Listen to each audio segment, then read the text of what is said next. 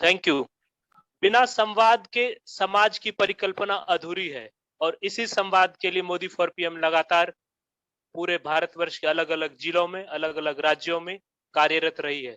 और उनके संस्थापक आदरणीय रोहित गंगवाल जी, मैं चाहूंगा कि आज की इस वर्चुअल चुनावी रैली को आगे बढ़ाते हुए विधिवत रूप से अपने मुख्य अतिथि को संबोधित करते हुए कार्यक्रम को आगे बढ़ाएं। आदरणीय रोहित गंगवाल जी। धन्यवाद पीताम्बर।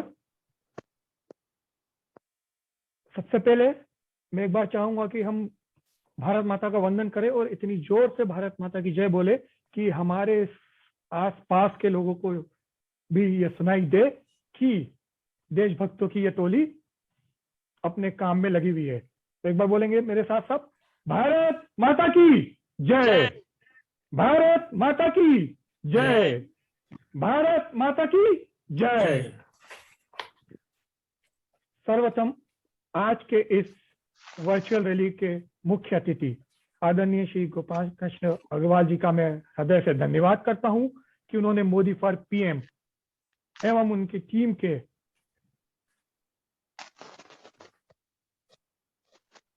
कार्यकर्ताओं का मनोबल बढ़ाने के लिए अपना बहुमूल्य समय दिया। साथ ही आज के इस वर्चुअल रैली की अध्यक्षता कर रहे आदरणीय डॉक्टर विजय सोनकर शास्त्री जी तथा पूरे भारतवर्ष से मोदी फॉर पीएम के अलग अलग राज्यों को प्रतिनिधित्व देने वाले हमारे सभी साथियों का भी मैं हृदय से धन्यवाद देना चाहता हूं। मोदी फॉर पीएम देश के 5 राज्यों के विधानसभा चुनाव की तैयारी के लिए बीजेपी और सहयोगी दलों के चुनाव प्रचार के लिए लगातार प्रयास कर रही है। इन्हीं प्रयासों के अंतर्गत हम लगातार वर्चुअल रैली का आयोजन कर रहे हैं और हम इस तरह की वर्चुअल रैली का आयोजन लगातार करते रहेंगे।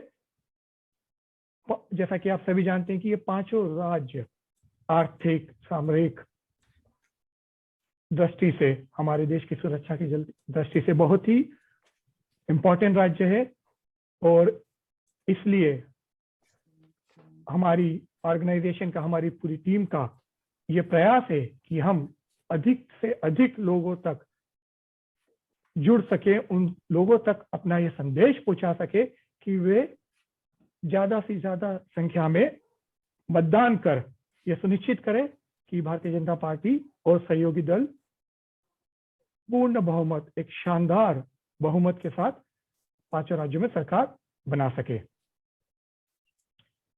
इससे पहले कि कार्यक्रम को मैं आगे बढ़ाऊं, सर्वप्रथम मैं अपने आदरणीय गोपाल कृष्ण जी अग्रवाल जी के बारे में बताना चाहता हूं। वह एक चार्टर्ड अकाउंटेंट, सीए, शिक्षाविद एवं अर्थशास्त्री होने के साथ साथ आप भारतीय जनता पार्टी के राष्ट्रीय प्रवक्ता हैं, वरिष्ठ लीडर है तथा पूरे भारतवर्ष में अर्थव्यवस्था, आइडिया ऑफ इंडिया एवं अन्य राष्ट्र हित विषयों को लेकर युवाओं में लगातार जन जागरण का कार्य करते रहते हैं।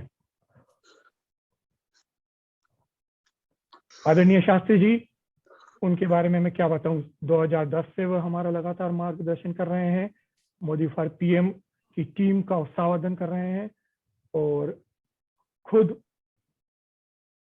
केंद्रीय मंत्री रह चुके हैं, सांसद रह चुके हैं, राष्ट्रीय प्रवक्ता हैं और वरिष्ठ लीडर है भारतीय जनता पार्टी के।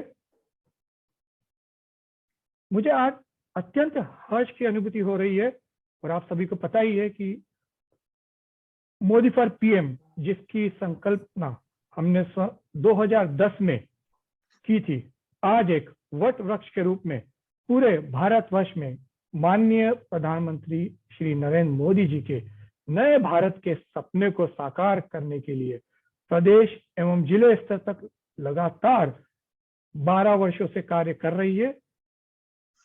न केवल आने वाले विधानसभा चुनाव में बल्कि पिछले 10 वर्षों से अन्य सभी राज्यों में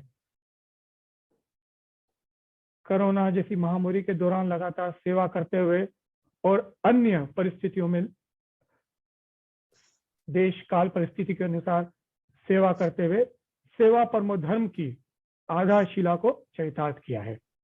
हम सबका विश्वास है कि मोदी जी के और दीनदयाल उपाध्याय जी के अंत्योदय के सपने को, समाज के अंतिम व्यक्ति तक पहुंचने के सपने को पूरा करने के लिए हम अपना गिलहरी प्रयास, हमारी गिलहरी भूमिका निभाते रहेंगे। 2022 में हो रहे 5 राज्यों में विधानसभा चुनाव को लेकर मोदी फॉर पीएम टीम ने अपने विशेष प्रयासों के अंतर्गत एक सोशल मीडिया वार रूम की स्थापना की है और उस वार रूम के माध्यम से हम हमारे सारे वॉलंटियर्स को सहयोग कर रहे हैं, उनके साथ मिलकर कोशिश कर रहे हैं कि विकास का, देश के उत्थान का, ज्यादा से ज्यादा मतदान करने का और अन्य संदेश लोगों तक पहुंचते रहें। हमने यूपी के लिए विशेषकर योगी फॉर सीएम अगेन कैंपेन भी शुरू किया है। हमारी टीम के वॉलंटियर्स इन 5 राज्यों के प्रत्याशियों के साथ मिलकर उनके चुनाव प्रचार प्रसार में अहम भूमिका निभा रहे हैं, चाहे वो ग्राउंड लेवल पर लोगों से जनसंपर्क करने की हो या फिर डिजिटल मीडिया के माध्यम से लोगों तक संदेश पहुंचाने की हो। मैं ज्यादा समय नहीं लूंगा क्योंकि समय की सीमा है और हमारे साथ आज प्रखर वक्ता आदरणीय गोपाल कृष्ण अग्रवाल जी और हमारे शास्त्री जी हैं। हम चाहेंगे कि हम ज्यादा से ज्यादा समय उनको दे और उन्हें सुने और उनसे मार्गदर्शन ले। तो इसी के साथ मैं धन्यवाद लेना चाहूंगा और निवेदन करूंगा आदरणीय गोपाल कृष्ण जी से कि वे सभा को संबोधित करें और मार्गदर्शन दें। धन्यवाद। धन्यवाद रोहित जी। आज इस चुनावी वर्चुअल रैली में मोदी फॉर पीएम के द्वारा आयोजित कार्यक्रम में हम सबके वरिष्ठ भाजपा, हम सबके प्रिय और भाजपा के वरिष्ठ नेता डॉक्टर विजय सोनकर शास्त्री जी, जैसे जिसका परिचय अभी रोहित जी ने दिया, मेरे मार्गदर्शक रहे हरदम स्नेह और उनका अपार प्रेम हमें कई वर्षों से भारतीय जनता पार्टी केंद्र में मिलता रहा है। जब भी किसी तरह की कोई उथल पुथल मन में होती है या कोई बात होती है तो हम इनके पास जाके उस बात को चर्चा करके उसका निदान करते रहे हैं। तो आज जब उन्होंने मुझे बुलाया, बताया और यहाँ पे उस कार्यक्रम की अध्यक्षता वो कर रहे हैं तो उनका मैं बहुत अभिनंदन करना चाहूंगा आप सबकी तरफ से। रोहित गंगवाल जी, जो मोदी फॉर पीएम का बड़ा अच्छा इनिशिएटिव आपने मुझे बताया, मैंने ट्विटर के माध्यम से कई दिनों से मैं भी फॉलो करता हूँ, आप भी फॉलो करते हैं, देखता रहता हूँ। और इस तरह का बड़ा सफल प्रयास जिसका आपने संक्षिप्त रूप यहाँ पे दिया कि योगी for CM again, Modi ji के 5 राज्यों में भारतीय जनता पार्टी के लिए आपके वॉलंटियर्स काम कर रहे हैं।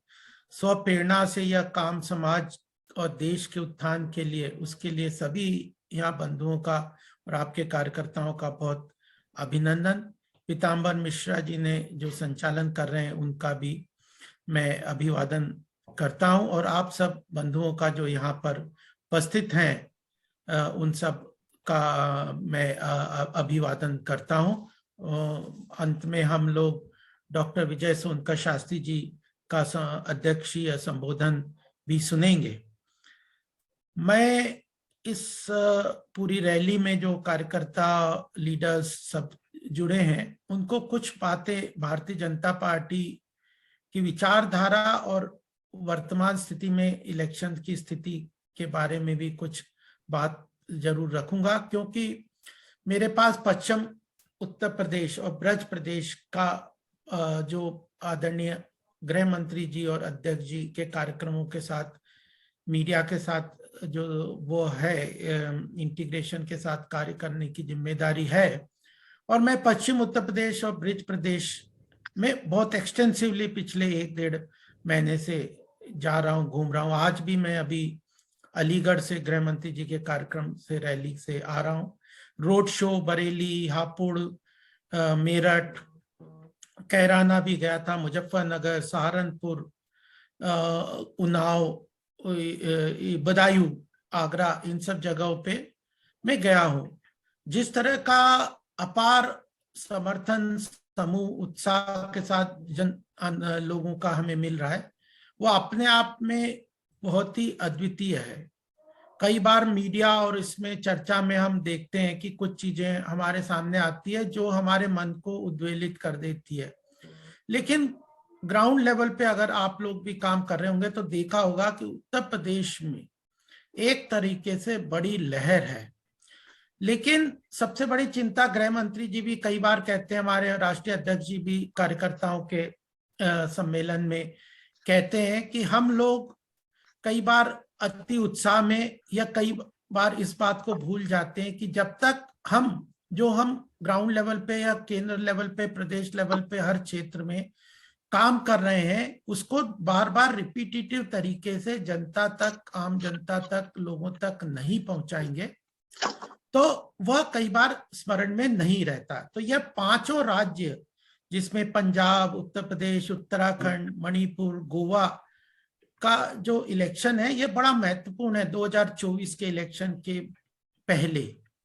और इसमें अभी मैं पंजाब के कुछ कार्यकर्ताओं से यहाँ पे सुन रहा था उनके उद्बोधन। तो ये 5 ही राज्य बड़े महत्वपूर्ण हैं। इनके अलग अलग कुछ विषय हैं जिसको अपने आप में हमारे सरकार, केंद्र की सरकार के अंतर्गत डील किया गया। लेकिन हम लोगों को यह एक्सटेंसिवली प्रयास करना है, जिसमें प्रधानमंत्री जी, गृह मंत्री जी, सभी हमारा केंद्रीय नेतृत्व और अध्यक्ष जी इस बात में रहते हैं कि हम संवाद जनता के साथ सतत बनाए रखें।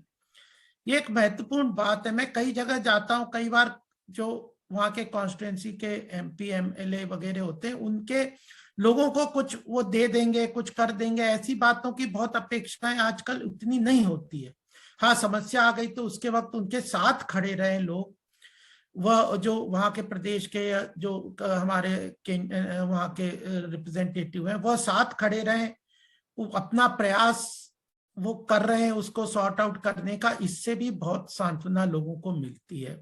और इस वक्त कैंडिडेट उनके साथ मिल रहा है, चर्चा कर रहा है, तो यह एक कनेक्टिविटी का बहुत बड़ा माध्यम है राजनीतिक कार्यकर्ताओं के लिए। तो वो कनेक्टिविटी स्टेब्लिश करने का यह एक अपना यह भी माध्यम है, और ग्राउंड लेवल पे आप कर रहे होंगे तो यह ध्यान में रखनी चाहिए। दूसरी बात यह है कि जो सरकार की जन कल्याणकारी योजनाएं हैं, बहुत बड़ा वर्ग है जो कि समाज में आर्थिक विकास और प्रगति से छूट गया है। हाँ, ऐसा नहीं है कि हमारे देश ने इतने साल में आर्थिक प्रगति नहीं की। हम 75वें साल में हैं स्वतंत्रता के, बहुत तरीके से प्रगति की आगे बढ़े, लेकिन बहुत सारा बड़ा वर्ग था जिसमें कई, जैसे अपने आदरणीय शास्त्री जी भी उस वर्ग में कमीशन में रह के काफी काम करते रहे, उन सब के उत्थान के लिए, विकास के लिए बहुत सारा उन्होंने काम किया है। तो उन्होंने वह उस वर्ग को उन योजनाओं से जोड़ना बहुत जरूरी है। यह सबसे बड़ा महत्वपूर्ण काम है जो हम लोग एज ए कार्यकर्ता कर सकते हैं।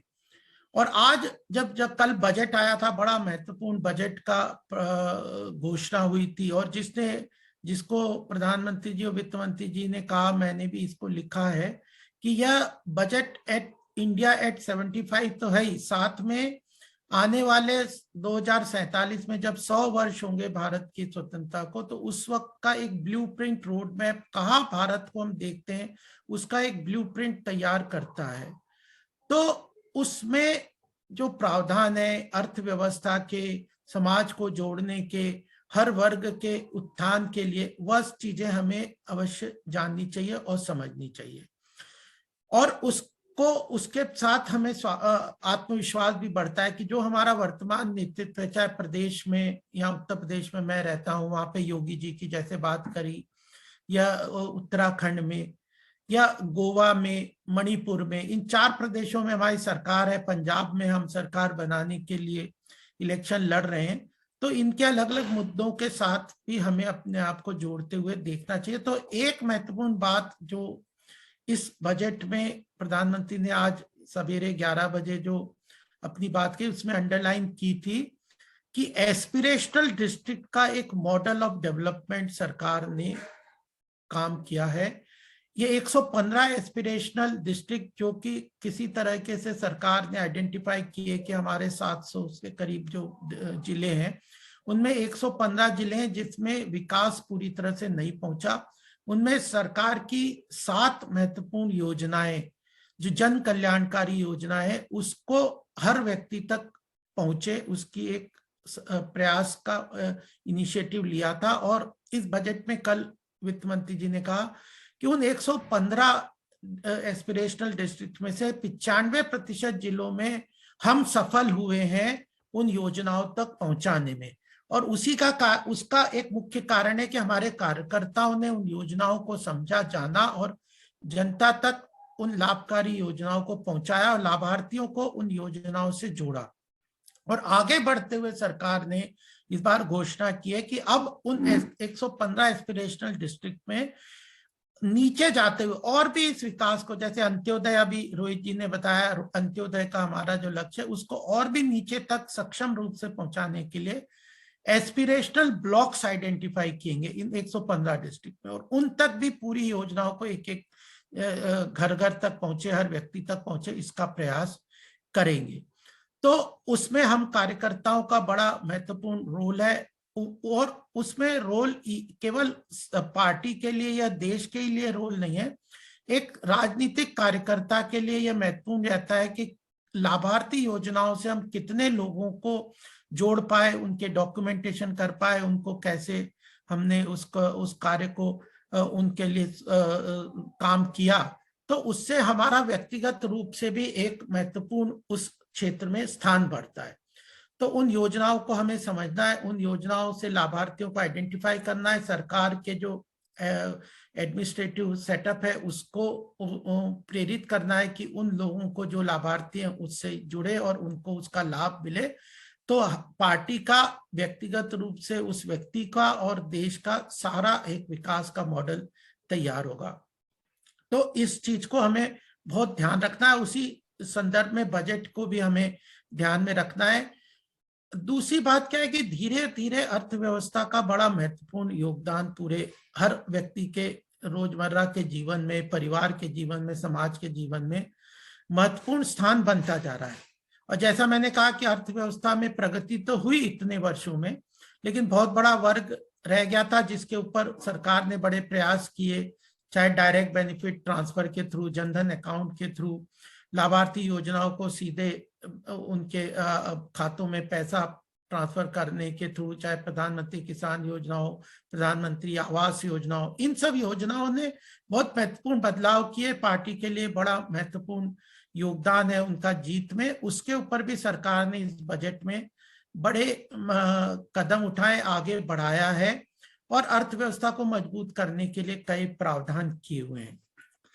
तो मैं जब इस बजट को आगे लेने के पहले 5 प्रदेशों के लिए कुछ चीजें मेरे ध्यान में आ रही हैं कि जिन चीजों को हम अपने क्षेत्र में अवश्य उठा सकते हैं। जैसे पंजाब की कुछ समस्याएं हैं जिनके ऊपर हम मजबूती से अपनी बात को रख सकते हैं, चाहे वह ड्रग्स का मेनेस हो या जो अलगाववाद की कई बार समस्याएं उठती हैं, उन सब चीजों को हम मजबूत, जिस तरह से जो भारत के जो आंतरिक और बाहरी जो सुरक्षा है, भारत के विश्व पटल पे जो उसके स्वाभिमान की रक्षा है, उस चीज में हमारी सरकार का और कोई भी सानी नहीं है। इस बात को हम मजबूती से पंजाब में उठा सकते हैं। बदलाव की वहां पे एक बयार चला खड़ी कर सकते हैं, उसको चल रहे हैं, उसको हम लीवरेज कर सकते हैं। उत्तराखंड एक दूसरा प्रदेश है जिसमें हम अगर देखें तो धार्मिक स्थल पे जो 4 धामों के विकास के अनुसार हमने उसके विकास, चाहे वो 4 धाम को कनेक्टिविटी की बात की है, वो एक महत्वपूर्ण योजना है जिसके ऊपर प्रधानमंत्री जी और वहाँ की प्रदेश की सरकार बहुत ध्यान दे रही है। वह हमारा एक फ्लैगशिप तरीके का एक वहाँ पे फ्रंटलाइन एक्शन प्लान है जिसको हम रख सकते हैं। मणिपुर में मैं कई बार गया हूँ, सुनकर साहब भी गए होंगे, आप लोग भी कई गए होंगे। प्राकृतिक जो सौंदर्य है, उस एडवेंचर टूरिज्म है, जो ऑर्गेनिक फार्मिंग है, इंटीग्रेटेड इंफ्रास्ट्रक्चर डेवलपमेंट का जो पूरी तरह से नॉर्थ ईस्ट में पूरी कमी थी, उसको एक अलग ही आयाम के थ्रू हम लोग नॉर्थ ईस्ट के प्रदेश में लेके गए। उसका भी इस बार के बजट में काफी महत्वपूर्ण पहल आगे बढ़ाते हुए गति शक्ति के माध्यम से सरकार ने की है। और गोवा को हमने जैसे देखा कि टूरिज्म वहां पे, उसके लिए भी इस बार बजट में 48,000 करोड़ का 50,000 करोड़ का एक अलग प्रावधान खासकर टूरिज्म और हॉस्पिटैलिटी सेक्टर के लिए इस बजट में प्रावधान सरकार ने किया है, क्रेडिट गारंटी के माध्यम में एमएसएमई के क्षेत्र में। तो उत्तर प्रदेश के लिए तो बहुत सारे प्रावधान अलग से चाहे नहीं भी हो, लेकिन सामूहिक रूप से भी वो है जिसका बहुत बड़ा लाभ उत्तर प्रदेश को मिलेगा। इस बजट में ये जो इंफ्रास्ट्रक्चर डेवलपमेंट के लिए बड़े ही मूलभूत परिवर्तन सरकार ने किए हैं। तो जब हम आर्थिक स्थिति को के बारे में चर्चा करेंगे, जो इस बजट को करेंगे, उसके पहले मैं आपके सामने 2-3 बातें अवश्य स्पष्ट करना चाहता हूं भारतीय जनता पार्टी की आर्थिक सोच के बारे में। यह बात कई बार बहुत कंफ्यूजन की तरह कई बार होती है और हम लोग कई बार डिफेंसिव की तरह उसमें बात करते हैं। एक बात मैं आप सबके सामने बिल्कुल स्पष्ट रूप से रखना चाहता हूं, वह है कि जो भारतीय जनता पार्टी है वह बाजार की व्यवस्था को मानती है कि corruption free environment, business community में खड़ा करने के लिए बाजार की व्यवस्था ही मतलब सबसे अच्छी व्यवस्था है, जिसमें कि भ्रष्टाचार वगैरह के आयाम नहीं रहते। ट्रांसपेरेंट बाजार व्यवस्था नेचुरल रिसोर्सेज के एलोकेशन के लिए यह भारतीय जनता पार्टी की एक महत्वपूर्ण सोच है।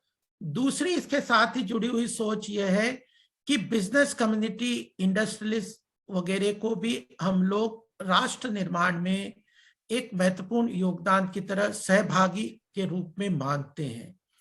यह दोनों बातों के साथ इस तरह जब प्रधानमंत्री कहते हैं कि अगर आप size of the cake does matter वाली बात है ना, कि जब तक हम आर्थिक विकास के लिए संसाधन देश के लिए जोड़ेंगे नहीं, तो हम केवल डिस्ट्रीब्यूशन मॉडल के अंदर जन कल्याणकारी योजनाओं में पैसा दे दो, बांट दो और उनके विकास के लिए आमूलचूल परिवर्तन नहीं करो, तो वह विकास दूरगामी सस्टेनेबल नहीं हो सकता, कंटिन्यूटी उसमें नहीं हो सकती और वह अर्थव्यवस्था को चरमरा देता है। तो आर्थिक विकास, आर्थिक जो इकोनॉमिक ग्रोथ, उसकी बड़ी आवश्यकता है। उसमें बिजनेस कम्युनिटी, इंडस्ट्रियलिस्ट और यह सब पार्टनर है और उसके साथ बाजार की व्यवस्था के अंतर्गत सारे परिवर्तन हम करते हैं। ट्रांसपेरेंट, करप्शन फ्री इकोसिस्टम के रूप में सरकार लेके आती है और फिर जो रिसोर्स जनरेट होते हैं उसमें आम जनता तक, जो समाज में वो वर्ग छूट गया, उस तक पहुंचाने के बड़े महत्वपूर्ण पहल सरकार करती है। इस बात को हमें बहुत स्पष्ट रूप से सबके सामने रखना चाहिए कि यह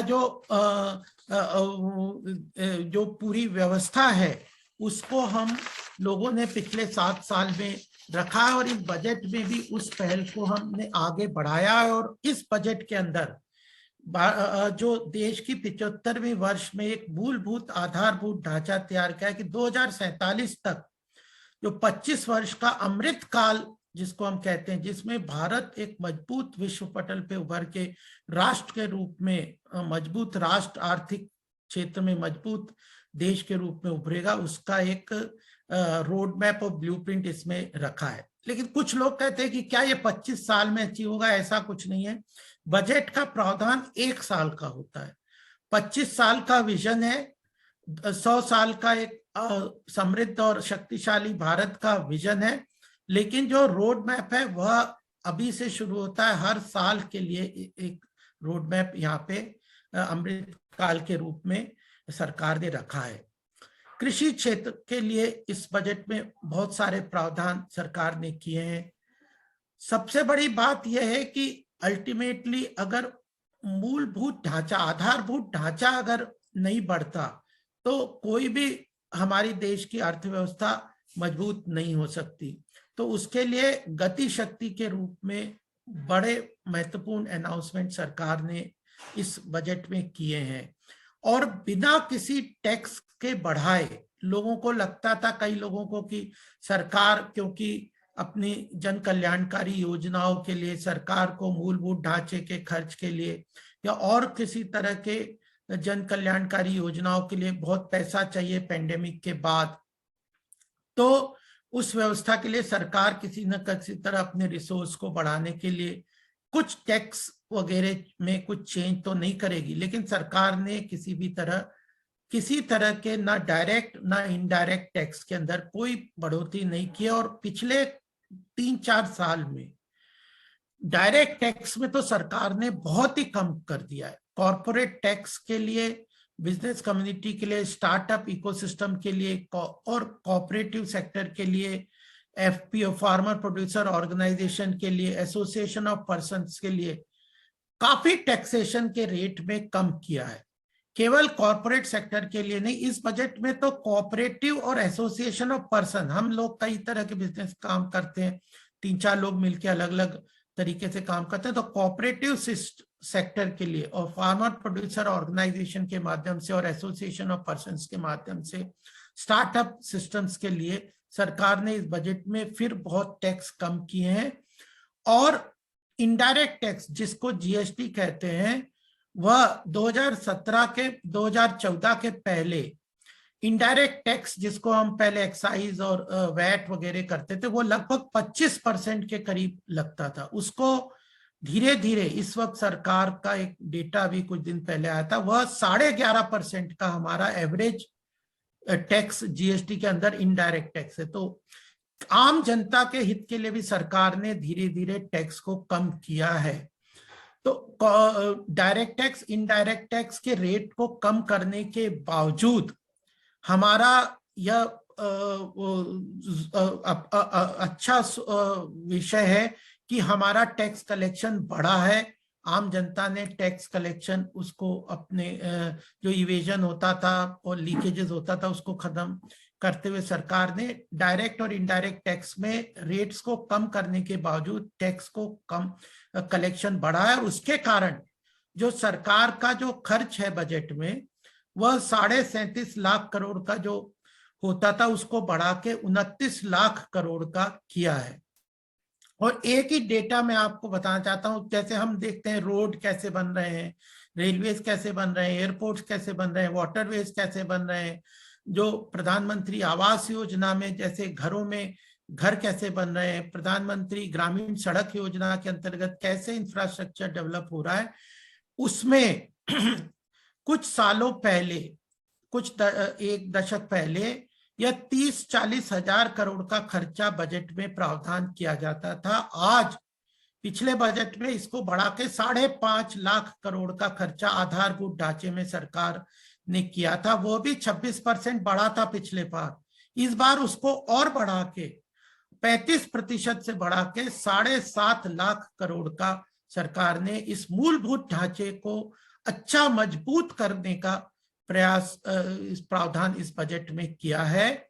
और अगर स्टेट गवर्नमेंट का साथ में मिला लिया जाए खर्चा, तो यह, जिसमें केंद्र सरकार ने 1 लाख करोड़ का अलग से प्रावधान स्टेट गवर्नमेंट को इसके मूलभूत ढांचे के बढ़ोतरी के लिए दिया है, तो यह 10,68,000 करोड़ का हो जाता है। और इससे ease of doing business, ease of living और इस तरह की जो कॉस्ट ऑफ ट्रांसपोर्टेशन, चाहे एग्रीकल्चर सेक्टर के लिए माल का आवाजाही के लिए जो कॉस्ट है, वो लगभग 5% कम करने का सरकार का लक्ष्य है। जो हम माल इधर से उधर ले जाते हैं ना, रॉ मटेरियल और फिनिश गुड्स और एग्रीकल्चर प्रोडक्ट्स, उसमें आने वाले समय में जल्दी ही 5% की कॉस्ट कम होगी। तो यह एक तरीके से बहुत महत्वपूर्ण बदलाव है। डिमांड क्रिएट होगी, ये होगी। तो यह एक बहुत बड़ा पहल इस बजट में आगे सरकार लेके गई है और इससे आमूलचूल परिवर्तन हमारी अर्थव्यवस्था में होंगे। दूसरी बात, यहाँ पे कई लोग जुड़े होंगे इन 5 प्रदेशों से, सरकार ने शहरीकरण पे बहुत ज्यादा इस बजट में ध्यान दिया है।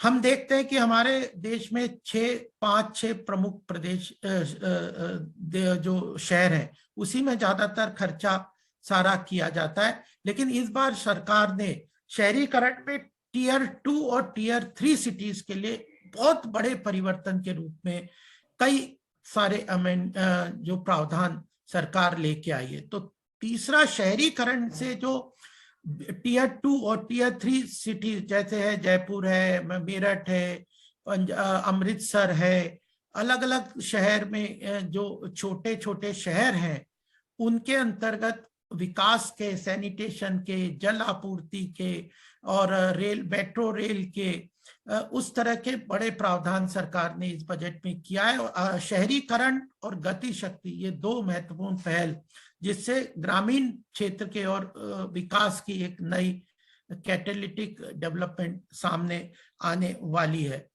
एक बात मैं आपके सामने और रखना चाहता हूं कि उत्तर प्रदेश का अगर हम एग्जाम्पल लें तो उत्तर प्रदेश में एक महत्वपूर्ण विकास का एक मॉडल बना था 1 डिस्ट्रिक्ट 1 प्रोडक्ट का। मेरठ में स्पोर्ट्स का मटेरियल बनता है, अलीगढ़ में आज में था वहाँ ताले बनते हैं, मुरादाबाद में स्टील का ये जो पीतल का काम होता है, नोएडा में एपरल इंडस्ट्री है। ऐसे अलग अलग क्षेत्रों में, अलग अलग जगहों पे एक डिस्ट्रिक्ट में, एक जिले में एक विकास का एक मॉडल लेके चले थे जिसमें फाइनेंस की अवेलेबिलिटी सरकार ने किया, cluster development, market facility, technological innovation, सब चीजों का प्रावधान किया था। तो इस बजट में सरकार ने कहा इसको हम एक्सटेंड करके राष्ट्रव्यापी रूप में 1 स्टेशन 1 प्रोडक्ट, यानी रेलवे का जो बहुत सारी नई रेल चलाएंगे, उसके साथ हर स्टेशन पे एक प्रोडक्ट को हम आइडेंटिफाई करेंगे, उस प्रोडक्ट से उस क्षेत्र की अर्थव्यवस्था को डेवलप करने का सरकार एक बड़ा इनिशिएटिव लेके आएगी। तो जैसे एस्पिरेशनल डिस्ट्रिक्ट की बात है, वैसे ही 1 स्टेशन 1 प्रोडक्ट की रेलवे स्टेशन के साथ सरकार आगे लेके जा रही है। चौथी बात मैं आपके सामने कहना चाहता हूं वह है, जैसे हमारे यहाँ पे इंडस्ट्रियल कॉरिडोर बन रहा है, डिफेंस कॉरिडोर बन रहा है, फ्रेट कॉरिडोर बन रहा है, जिनने विकास की बहुत गति को तेजी प्रदान की है, उसी तरह प्रधानमंत्री जी ने इस बजट में घोषणा की है वो नेचुरल फार्मिंग कॉरिडोर।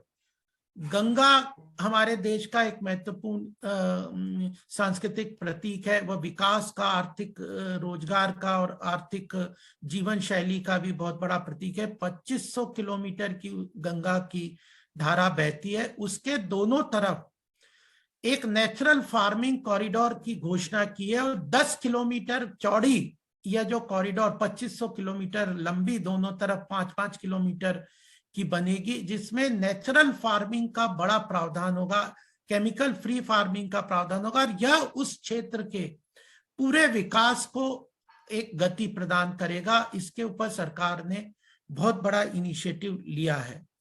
5वीं बात मैं आपके सामने जो रखूंगा वह है कंप्लायंस को लेके कई लोगों को, जैसे टैक्स कलेक्शन का हैरासमेंट आम जनता को होता था, ये होता था कि टैक्स में बड़ा ही टैक्स कलेक्शन पेमेंट में बड़ी दिक्कत होती है, तो उसमें वर्चुअल असेसमेंट का तो प्रावधान पीछे लाए थे, जीएसटी में ऑनलाइन की बहुत सारी चीजें की है ताकि डायरेक्ट हैरासमेंट से बचे। लेकिन 3 चीजें इस बजट में बड़ी महत्वपूर्ण की गई है कि किसी कारण से, किसी एरर, किसी की रिटर्न फाइलिंग में कोई गलती हो जाए किसी भी कारण से, तो 2 साल तक वो अपनी रिटर्न को अपने आप स्व प्रेरणा से बदल सकता है। ये अपने आप में बहुत बड़ा सांत्वना वाली बात है। किसी कारण से किसी की कोई रिटर्न भरने में कोई गलती हो जाए जीएसटी की, किसी भी तरह की, 2 साल तक वो अपने आप चेंज कर सकता है। दूसरा एक महत्वपूर्ण बदलाव ये किया है कि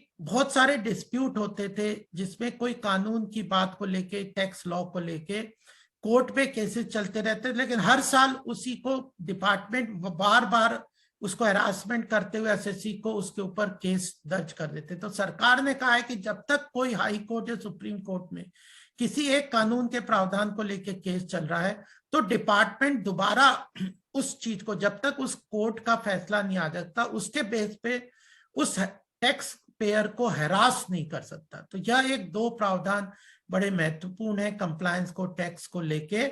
और एक बात और सर प्रधानमंत्री जी ने आज अपने वक्तव्य में कही है, जो इस बजट में अंडरलाइन की गई है, वह है कि 25,000 कंप्लायंसेस, छोटे छोटे कंप्लायंसेस बहुत सारे इस देश में बढ़ गए थे, उनको खत्म किया गया पिछले 4-5 साल में।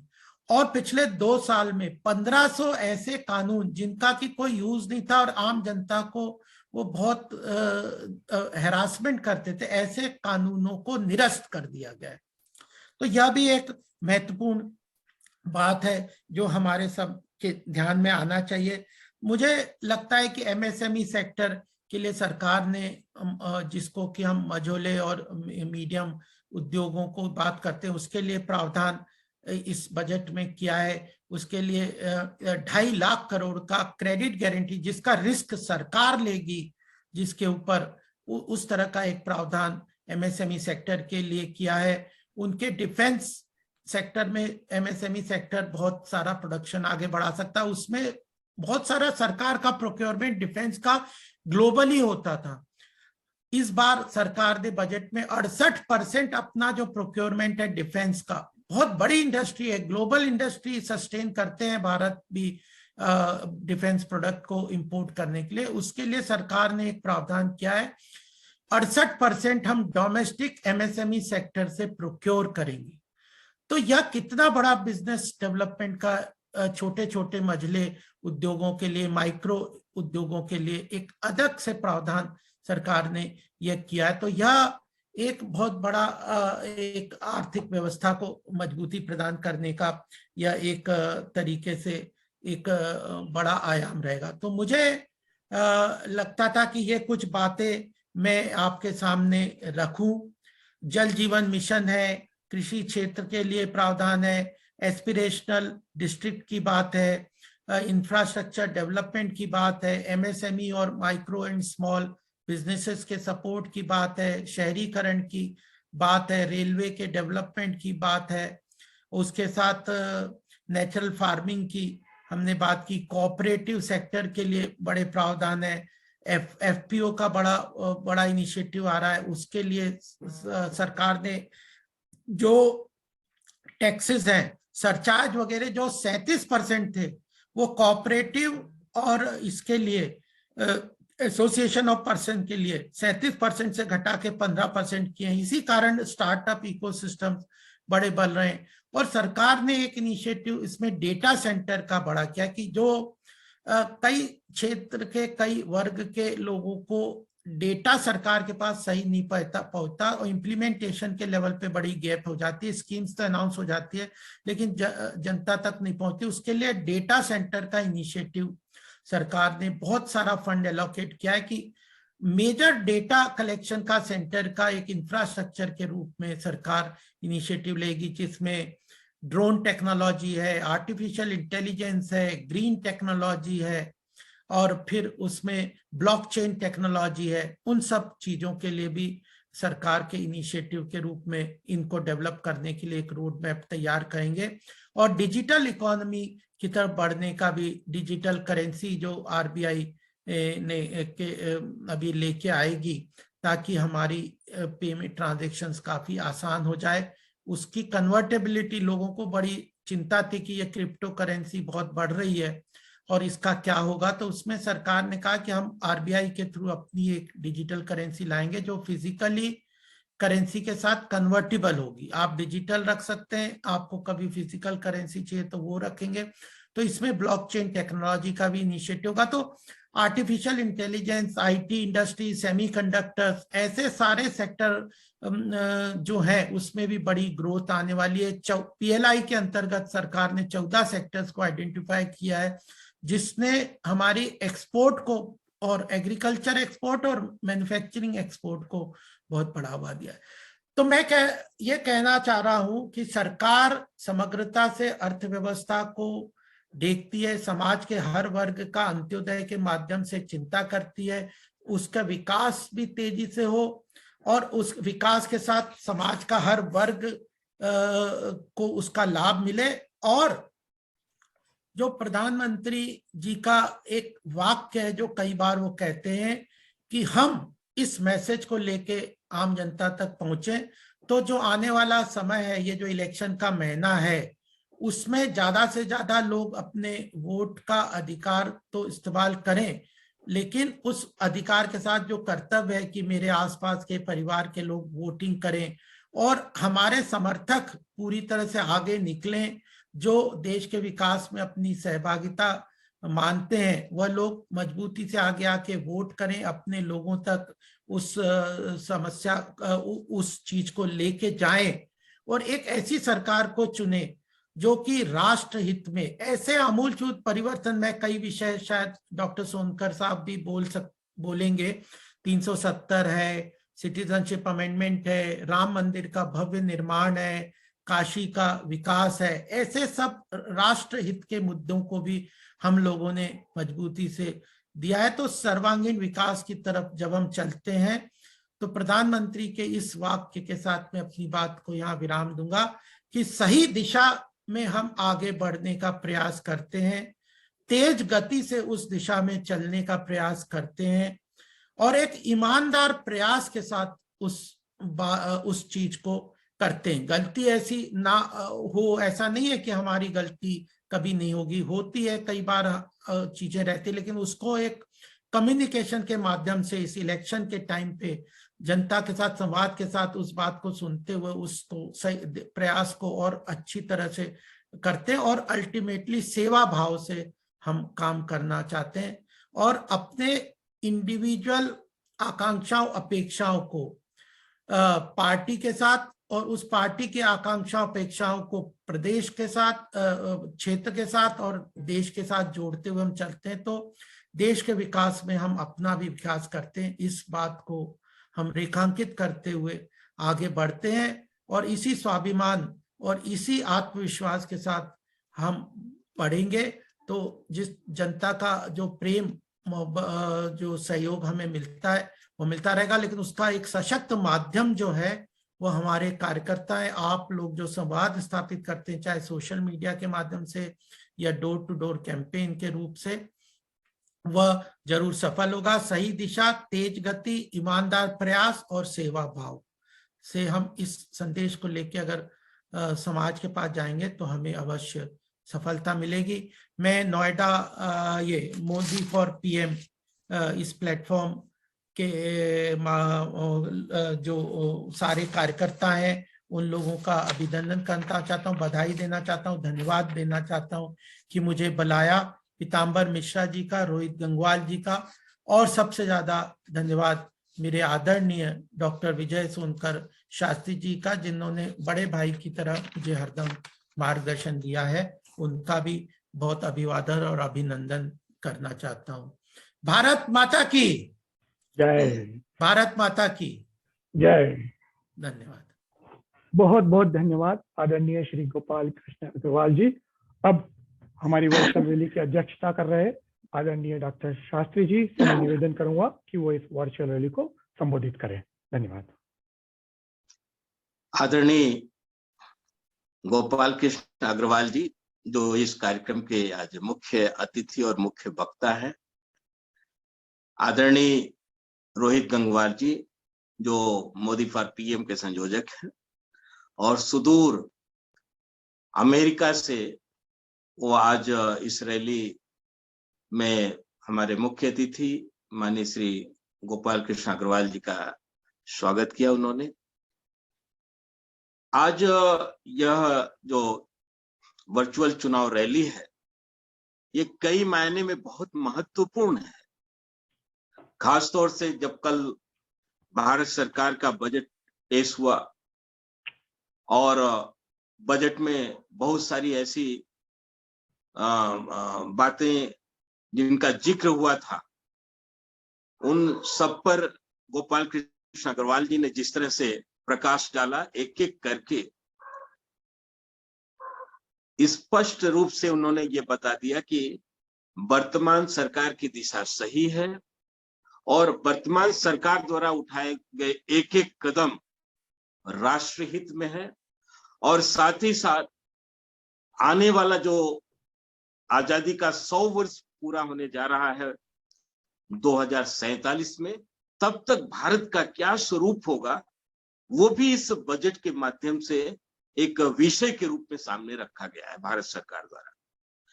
गोपाल जी को मैं बहुत बहुत धन्यवाद देता हूं और हमारे इस वर्चुअल चुनाव रैली से जुड़े हुए उन हजारों हजार कार्यकर्ताओं को मैं धन्यवाद देता हूं। मैं रोहित जी को वास्तव में धन्यवाद इसलिए देता हूं कि उन्होंने मोदी फॉर पीएम जैसे ऑर्गेनाइजेशन के माध्यम से वर्तमान जो चुनाव का महीना है इसमें लाखों लाख कार्यकर्ताओं को कैसे एक्टिवेट किया जाए उसका एक नया तरीका उन्होंने ढूंढा है। गोपाल जी बहुत सीनियर नेता है, हम लोग बड़े अच्छे मित्र भी हैं। समय समय पर हम लोग आपस में अपनी बातों का आदान प्रदान करते रहते हैं। गोपाल जी केवल भारतीय जनता पार्टी के एक राजनीतिक व्यक्तित्व नहीं है, बल्कि इनका सामाजिक क्षेत्र में भी बहुत बड़ा पकड़ है। ये तमाम जल परिष्करण पर इनका काम चलता है। बहुत सारे तालाब को इन्होंने रिस्ट्रक्चर्ड किया है, उसको फिर से उसके का पुनरुद्धार किया है और पानी की व्यवस्था पर इन्होंने काफी काम किया है। साथ ही साथ कई गौशालाएं भी गोपाल कृष्ण अग्रवाल जी द्वारा चलाया जाता है।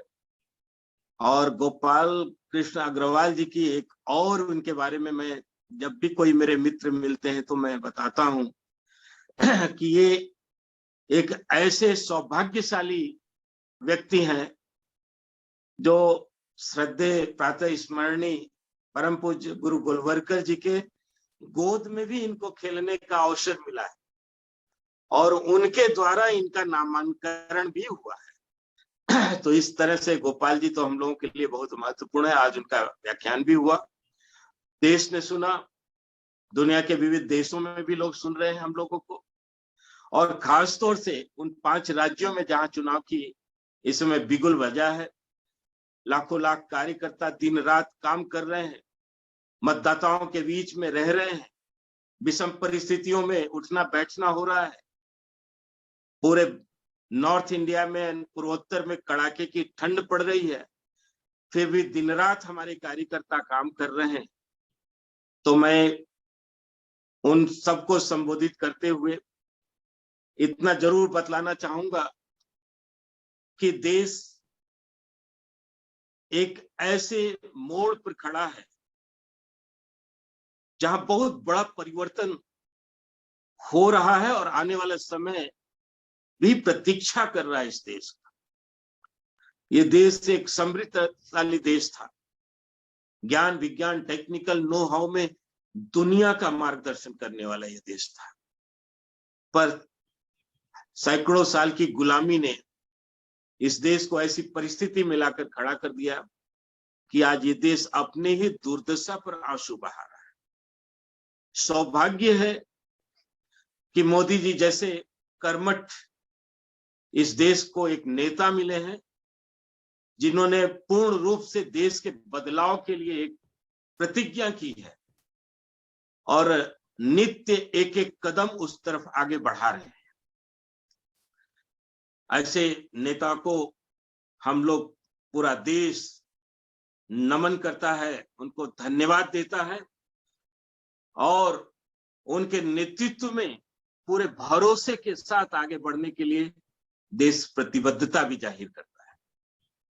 ये 5 राज्यों के जो चुनाव हो रहे हैं उनके तहत ये जो चुनावी आज रैली हो रही है हमारी, इसमें बहुत सारे ऐसे विषय को स्पष्ट हम लोग कर रहे हैं जो हमारे वॉलेंटियर्स, हमारे तमाम वो दर्शक जो देख रहे हैं वो उन विषयों को लेकर के समाज में जाएंगे और उन पर वो समाज के एक अग्रणी व्यक्ति के रूप में रह करके स्वयं को खुद एक नेतृत्वकर्ता के रूप में मान करके वो इस चुनाव में अपनी भूमिका सुनिश्चित करेंगे और उस भूमिका पर खरे भी उतरेंगे। गोपाल जी ने जो अर्थव्यवस्था का स्वरूप बताया, उसमें 5 ट्रिलियन इकोनॉमी की तरफ बढ़ते उस भारत का भी एक स्केच प्रस्तुत किया, जो प्रधानमंत्री मोदी जी के नेतृत्व में अहरनिश आगे बढ़ता जा रहा है। और पूरा विश्वास है कि ये देश आगे बढ़ेगा। लेकिन समय समय पर देश में जब चुनाव आते हैं और इन चुनावों में एक आम मतदाता की जो भूमिका होती है, उस भूमिका को भी उस आम मतदाता को समझने की आवश्यकता है। उनके एक वोट का कितना महत्व है, इसका इसी से अंदाज लगाया जा सकता है कि आज जब एक बड़ी संख्या में लोगों ने एक एक वोट अपना उसका सही इस्तेमाल करते हुए मोदी जैसे नेतृत्व का चुनाव किया, तो पूरा देश एक ऐसी दिशा में बढ़ा जिस दिशा में जाने के लिए तरस रहा था। हमारे बुजुर्ग जो पीढ़ियां थी, जो आजादी के लिए लड़े थे, देश में समृद्धि लाने के लिए लड़े थे, देश में समाजवाद को स्थापित करने के लिए लड़े थे, देश में लोकतांत्रिक प्रक्रिया को बहाल करने के लिए लड़े थे, आज उनकी आत्माओं को शांति मिल रहा होगा। जो हैं वो खुश हो रहे होंगे और जो नहीं है उनकी आत्मा को शांति मिल रहा होगा। और इसी क्रम में आज जो 5 राज्यों का जो चुनाव है, ये राज्य भी बड़े महत्वपूर्ण है। खासतौर से अगर मणिपुर को देखा जाए तो पूर्वोत्तर, सुदूर पूर्वोत्तर को जो हमारे केंद्रीय नेतृत्व ने, मोदी जी ने देश के साथ आबद्ध करने का काम किया और आज वहां पर चुनाव हो रहा है। भारतीय जनता पार्टी की वहां सरकार रही और भारतीय जनता पार्टी की सरकार ने जितना काम किया है मणिपुर के डेवलपमेंट के लिए, शायद गत आजादी के बाद बहुत सारी कांग्रेस की सरकारें बहुत टर्म आई गई, अन्य दलों के भी वहां पर सरकारें बनी, पर भारतीय जनता पार्टी की जो 5 साल की सरकार ने मणिपुर में काम किया है वो अद्वितीय है। विकास के रास्ते को खोला है। वहां पर जो एक निराशाजनक स्थिति थी युवाओं में, उनमें एक आशा की किरण पैदा की है और आने वाले समय में 5 सालों में भारतीय जनता पार्टी की वहां पर जो सरकार बनने जा रही है, ये सरकार मणिपुर के उस परिदृश्य को बदल देगी। इसी प्रकार अगर देखा जाए तो गोवा की हालात, गोवा में सरकारें आती थी जाती थी, कब सरकारें बदल जाती थी ये भी समझ में नहीं आता था, लेकिन भारतीय जनता पार्टी ने वहां एक अस्थायी रूप से 5 साल के लिए सरकार दिया और हमारी अस्थायी सरकार ने गोवा के स्वरूप को बदल दिया। आज गोवा में पर्यटन की दृष्टि से जो विकास तो हुआ ही हुआ, लेकिन कमर्शियल दृष्टि से भी वहां पर बहुत ज्यादा विकास हुआ है। इसी प्रकार पंजाब जो सीमांत प्रदेश है, जहां पाकिस्तान की सीमाएं लगती हैं और बहुत सारे खुराफात पाकिस्तान की तरफ से होते हैं, लेकिन भारत की जाबाज सेना, बॉर्डर सिक्योरिटी फोर्सेस और हमारे अन्य एजेंसियां उसका जवाब देती हैं।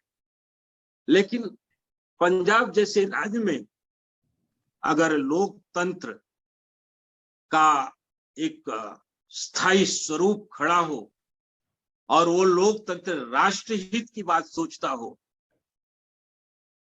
तो आप समझ सकते हैं कि उस सीमांत प्रदेश की क्या स्थिति होगी। लेकिन आज वहां पर जो सरकारें हैं, सरकार है खासतौर से कांग्रेस की, जिस तरह से कांग्रेस की सरकार वहां आई वॉश करती है, खतरे में देश के प्रधानमंत्री तक की जान को डाल देती है, बड़ा दुर्भाग्य लगता है कि ऐसी भी सरकारें हमारे देश में हैं जो अपने ही प्रधानमंत्री के जान के साथ खिलवाड़ करने का काम कर। दलित नेतृत्व वहां दे करके एक आई वॉश किया गया है वास्तव में पंजाब का जो वर्तमान मुख्यमंत्री है चन्नी, ये कोई दलित वर्ग का नहीं है। दलित वर्ग जो भारत का अनुसूचित जाति है, अनुसूचित जाति का ये नहीं है, क्योंकि अनुसूचित जाति केवल हिंदू वर्ग के लोगों के लिए है, या नव बौद्धिस्टों के लिए, या मजहबी सिख के लिए होता है, क्रिश्चियन के लिए नहीं होता है। क्रिश्चियन शेड्यूल कास्ट में नहीं आते हैं। पर चन्नी एक क्रिश्चियन समाज से है, वो किसी भी समाज से रहे, मैं उनके व्यक्तिगत जीवन पर नहीं टिप्पणी करना चाहता, लेकिन जो कांग्रेस की तरफ से छल और प्रपंच किए जा रहे हैं कि वहां एक दलित को बनाया गया तो वहां एक क्रिश्चियन को बनाया गया है मुख्यमंत्री, वो दलित नहीं है। और इस प्रकार से वहां पर दलित समाज के लोगों को धोखा देने का काम किया जा रहा है। पंजाब के लोगों को इस बात के लिए अलर्ट करना पड़े।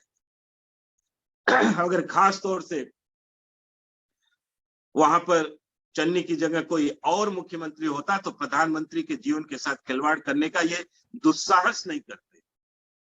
लेकिन भारत विरोधी शक्तियों के हाथ में खेलने वाले ऐसे लोग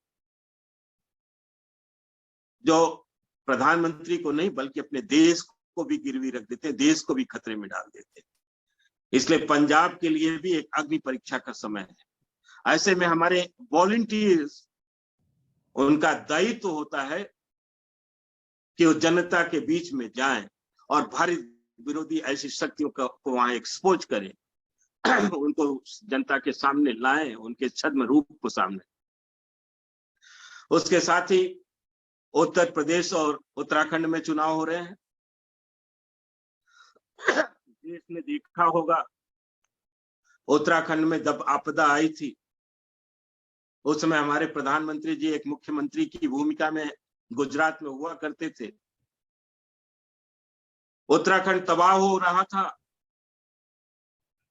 और जब हमारे संवेदनशील प्रधानमंत्री जो उस समय मुख्यमंत्री की भूमिका में थे, उन्होंने तत्कालीन सरकार को सहयोग करने के लिए कहा था, सहयोग करने के लिए। तो सरकार ने उनके साथ क्या व्यवहार किया था? हालांकि उसकी सजा उनको मिली। उत्तराखंड की जनता ने उनको हटा करके और उत्तराखंड को सहयोग करने वाले लोगों की सरकार को वहां बनवा दिया। भारतीय जनता पार्टी की वहां सरकार बनी। भारतीय जनता पार्टी की सरकार ने अहर्निश काम किया।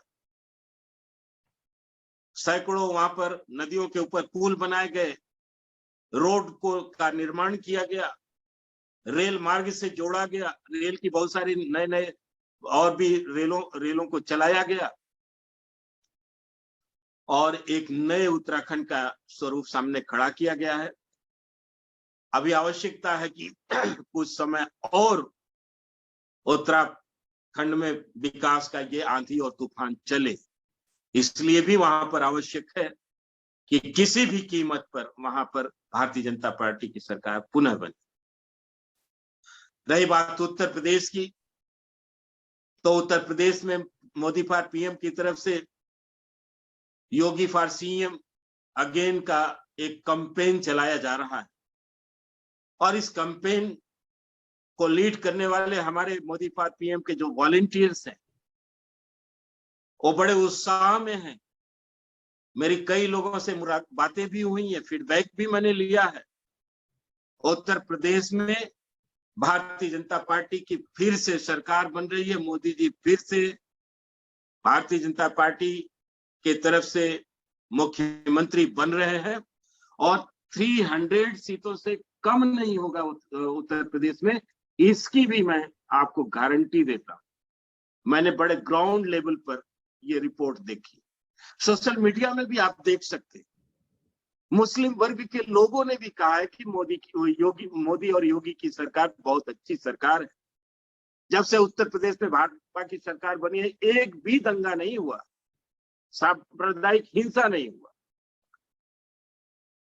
वो लोग भी बड़े सुख चैन से हैं, उनको भी रोजी रोटी मिल रहा है। अल्पसंख्यक वर्ग के लोगों को भी सरकार में पूरा भागीदारी, हिस्सेदारी मिल रही है, उनको भी विकास का पूरा अवसर मिल रहा है।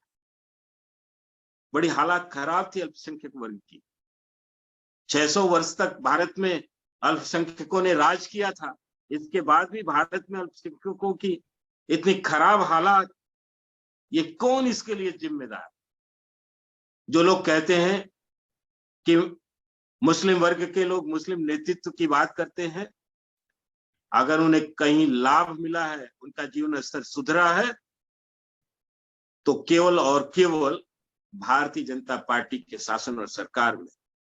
अगर मुसलमानों की अच्छी हालात देखना है तो गुजरात में देखा जाए, जहां 11% मुस्लिम लोग हैं, लेकिन सरकारी नौकरियों में 12% है, और BMW और ऑडी मर्सिडीज कार से चलते हुए वहां मुस्लिम वर्ग के लोगों को देखा जा सकता है।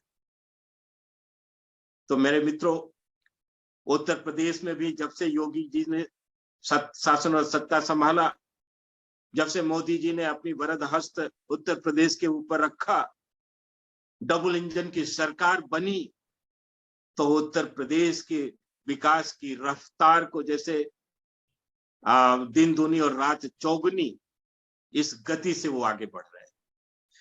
और इस गति से उत्तर प्रदेश को आगे बढ़ना है, क्योंकि अगर भारत का विकास देखना है तो उत्तर प्रदेश का विकास बहुत आवश्यक है, और उत्तर प्रदेश का अगर विकास रुकेगा तो भारत का विकास भी रुक सकता है। इसलिए हमारी पार्टी के कार्यकर्ताओं, देवतुल्य कार्यकर्ताओं, हम सब लोगों को मिलकर के हर हालत में हमें पांचों राज्यों में सामरिक रूप से, आर्थिक रूप से, सामाजिक रूप से और सांस्कृतिक और राजनीतिक रूप से भी अपने देश को अगर सुदृढ़ बनाना है तो इन पांचों राज्यों में भाजपा की सरकार को बनानी है।